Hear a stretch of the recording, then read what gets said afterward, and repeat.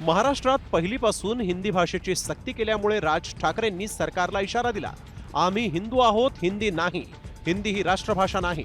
त्यामुळे हिंदीची सक्ती खपवून घेणार नसल्याचं राज ठाकरेंनी ठणकावलंय. नेमकं राज ठाकरे काय म्हणाले पाहूयात.